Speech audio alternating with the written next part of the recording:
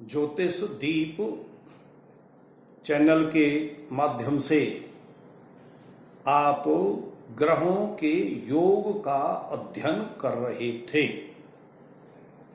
इस अध्ययन की ज्ञान वेला में जब किसी जातक के कुंडली में एक भाव में एक से अधिक या दो ग्रह जब बैठते हैं तो दो ग्रहों की युति से वे उस भाव के क्या फल देते हैं तथा उनकी क्या अवस्था है और उस अवस्था में वे उच्च राशि में हैं अथवा निम्न राशि में हैं अथवा मूल त्रिकोण राशि में हैं या वह योग कारक स्थिति में हैं। जैसा कि पूर्व भागों में इन ग्रहों की विषय में विस्तृत रूप से बतलाया जा चुका है कि ग्रह किस राशि में, किस अवस्था में, किस केंद्र या त्रिकोण में या उच्च नीच का होकर के क्या शुभ और अशुभ फल देता है। उसी क्रम में यदि सूर्य और चंद्रमा किसी भी भाव में बैठते हैं, अर्थात यदि सूर्य चंद्रमा उच्च राशि के, मूल त्रिकोण राशि के अथवा दिग्बली होकर के अथवा भाव के कारक होकर के कुंडली के भाव में बैठते हैं। जैसे फर्स्ट हाउस सूर्य इस भाव का कारक है और वह मेष राशि में उच्च का होता है या मूल त्रिकोण का होता है। उसके साथ में चंद्रमा बैठता है। दोनों की युति 1, 4, 7, 10 भाव में हो, अर्थात सूर्य चंद्रमा की युति किसी भी जातक के केंद्र में हो अथवा त्रिकोण में हो तो ऐसा जातक बहुत ही प्रभावशाली होता है। और यदि यही वह अपनी नीच राशि या शत्रु राशि में होता है तो उसके शुभ फल इतने प्राप्त नहीं होते हैं, उसमें अशुभता प्राप्त हो जाती है, अर्थात शुभ फलों में कमी हो जाती है। हम कुंडली के माध्यम से सूर्य के साथ में अन्य 6 ग्रहों की युति के फल और उनका ज्योतिष में किस प्रकार से ज्ञान प्राप्त किया जाता है और जातक को किस प्रकार से भविष्य के लिए में सचेत किया जाता है, इस विषय में हम अध्ययन करने जा रहे हैं। यदि सूर्य, जैसा आप जानते हैं कि सूर्य बहुत ही प्रभावशाली ग्रह है।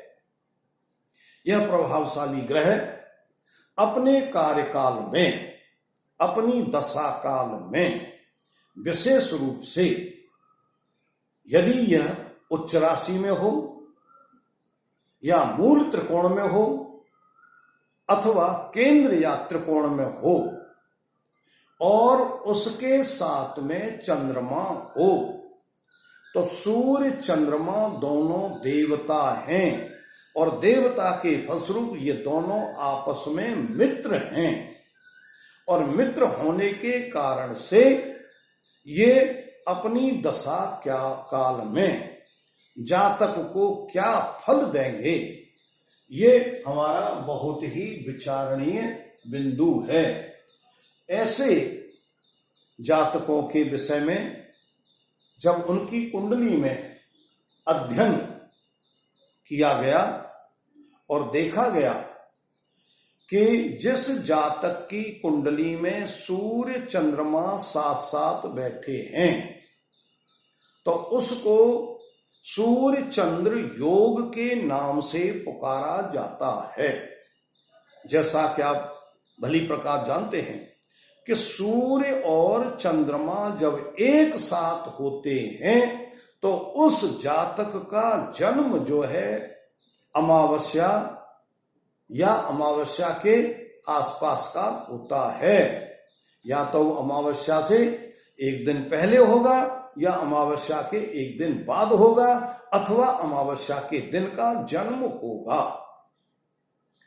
और यदि उस जातक की कुंडली में ये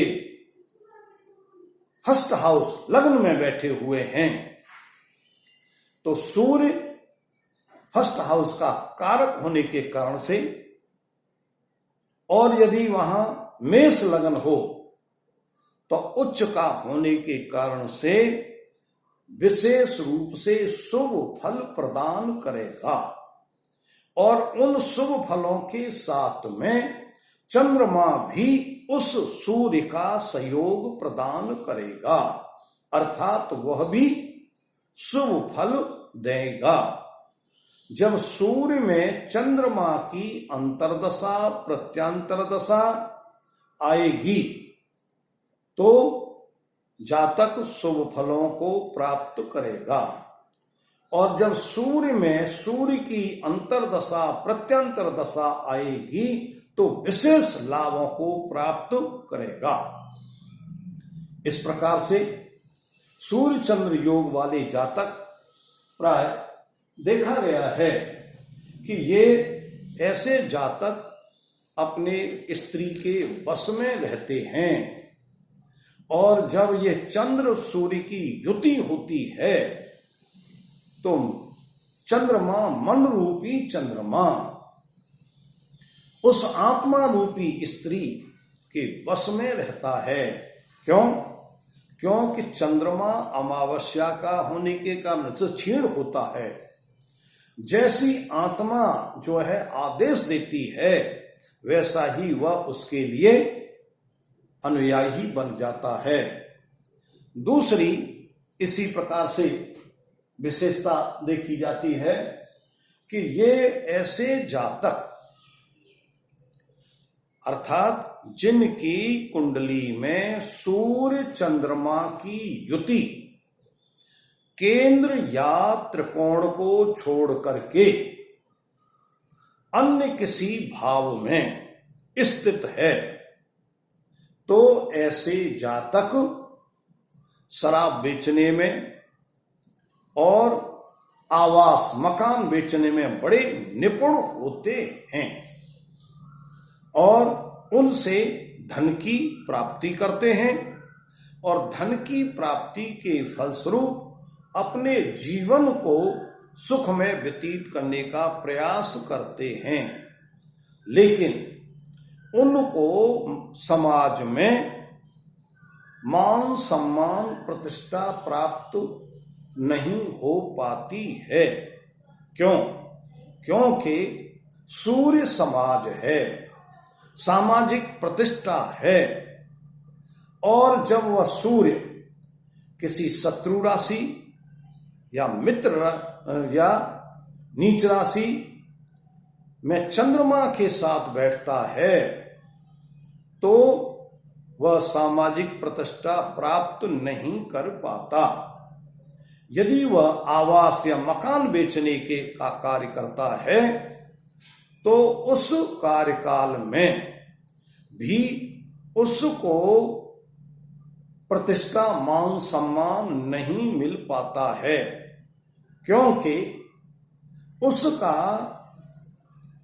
नीच राशि, जैसे कि यदि चंद्रमा और सूर्य वृश्चिक राशि में बैठे हुए हैं और वृश्चिक राशि चंद्रमा की नीच राशि है। नीच राशि चंद्रमा से झूठ बुलवाएगी, धोखाधड़ी कराएगी, जिसके फलस्वरूप सूर्य के प्रभाव से वह मकान को तो बेच देगा, लेकिन उसमें कोई न कोई हेरा फेरी या असत्य का संपुट होगा, जिसके फलस्वरूप उस जातक को मान सम्मान प्रतिष्ठा प्राप्त नहीं हो पाती है। इस कारण ऐसे जातक अपने जीवन काल में बहुत ही परेशान रहते हैं और इस परेशानी के कारण से वे सफल नहीं हो पाते हैं। आप देखेंगे पुनः कि यदि सूर्य चंद्रमा की युति first house, fourth house, seventh house, 10th house अथवा